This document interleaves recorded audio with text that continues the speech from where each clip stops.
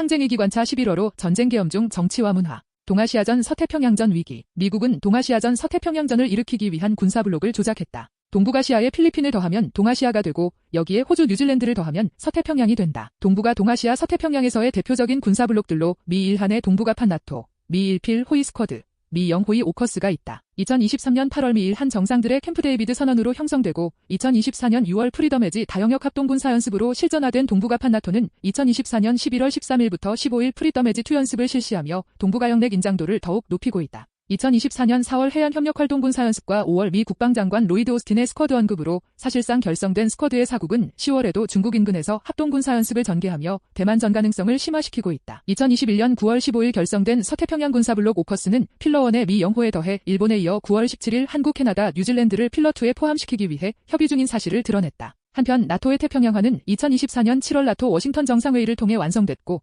6월에서 8월 태평양에서의 나토 가입국과 서태평양 친미국가들 간의 다국적 합동군사연습들로 실전화됐다. 10월 17일 IP4 국가들은 나토 국방장관 회의에 처음으로 참석하며 침략적 군사결탁을 더욱 강화했다. 친미 파쇼 세력들과 미제 침략 세력이 조선 러시아 간 군사협력을 한국전 동아시아전의 지렛대로 삼기 위해 헐뜯으며 동아시아 서태평양에서 전쟁을 일으키려 한다. 우크라이나 신나치 볼로지미르 젤렌스키의 조선인민군 러시아 파병서를 받은 윤석열 정부는 조선이 러시아에 1만 명 넘게 파병했다고 주장하기 시작했고 이어 10월 28일 나토는 조선군이 러시아로 파병됐다고 공식 확인하면서 러시아의 불법 전쟁을 심각하게 확대하는 것을 의미. 러시아와 북한의 군사협력 심화는 인도태평양 유럽 대서양 안보에 위협이 된다고 강변했다. 사실여하를 막론하고 제국주의 진영의 이 같은 입장은 명백한 이중잣대다. 나토 가입국이 아닌 우크라이나에 미국 나토군이 배치돼 있고 미국이 우크라이나에 투입한 미사일을 미국이 제공한 좌표에 따라 발사한다는 것은 언론을 통해 드러난 사실이다. 10월 29일 우크라이나 파괴공작팀은 러시아 브얀스크 지역에 침투하려다가 사살됐는데 그중 한 명은 미 육군 공수정찰연대 제75레인저 연대 제2대대 출신이라는 것이 확인됐다. 미 CIA 출신 레리 존스는 우크라이나에 있는 CIA 주요 거점은 특수작전부대로 알려진 준 군사조직이라며 침투 임무 방해 공작 임무 습격 수행 등의 훈련을 받았다고 폭로했다. FSB 공식 데이터에 따르면 우크라이나 방위국제군단 참가자 수는 2024월 10월 현재 85개국 1만 8천 명에 달하며 가장 많은 무장 세력은 폴란스 프랑스 조지아 출신이다. 언론 스푸트니크는 쿠르스크 지역에 주둔한 외국 용병들은 SNS에 무모하게 디지털 발자국을 남긴다고 덧붙였다. 파병이 공식적으로 확인되지 않았음에도 친미 파쇼 세력과 서방 제국주의 프로파간다가 심각하다. 한국정보원은 조선인민군 주력군이 러시아에 상륙했으며 추후 1만 2천 병력이 모두 배치될 것으로 예상된다고 했지만 조선 주유엔 대표부 위원장은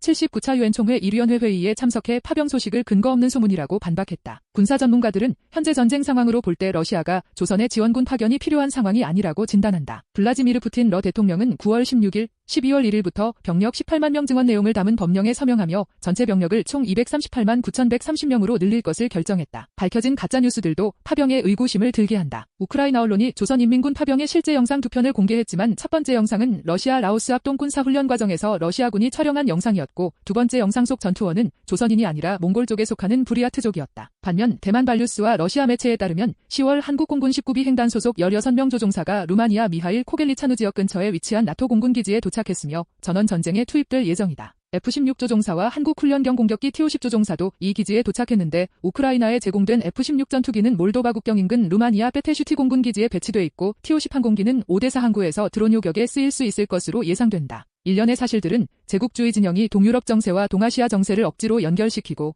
서태평양 친미호전 세력들을 전쟁에 끌어들이며 3차 세계대전의 폭풍을 동아시아 서태평양으로 몰아가고 있다는 것을 보여준다. 주지하다시피 폭발 지경에 이른 서아시아전과 임박한 동아시아전은 미제 침략 세력의 배후 조종하에 친미 파쇼 세력의 대리전으로 감행되고 있다. 친미 파쇼 세력들은 전쟁을 기화로 최악의 정치 위기를 모면하기 위해 전쟁의 개시 심화 확대에 골몰하고 제국주의 진영은 3차 세계대전의 본격화를 통해 신냉전을 조작하려고 한다. 전쟁에서 패배해도 신냉전에서 승리해 전반적 위기를 모면하려는 것이 제국주의 진영의 책략이다. 제국주의 진영과 친미 파쇼 세력들이 우크라이나전의 주요 격전지에서 패배하고 팔레스타인전 서아시아전에서 고전하고 있으며 다가오는 동아시아전 서태평양전에서는 수소탄과 극초음 송미사일로 무장한 조선, 중국, 러시아와 전쟁을 해야 한다는 사실은 3차 세계대전의 승리가 어디에 있는지 보여준다. 한편 가장 원칙적인 사회주의 국가 조선이 3차 세계대전 이후의 방향을 제시하고 중국 특색 사회주의 국가 중국이 경제와 외교, 사회주의 유산국 러시아가 군사에서 특별한 기여를 하면서 전진하는 반제 진영의 모습을 통해 신냉전의 결말이 냉전과 정반대라는 것을 예상할 수 있다. 반제 진영이 3차 세계대전을 반제대전으로 전환시키며 승리한 뒤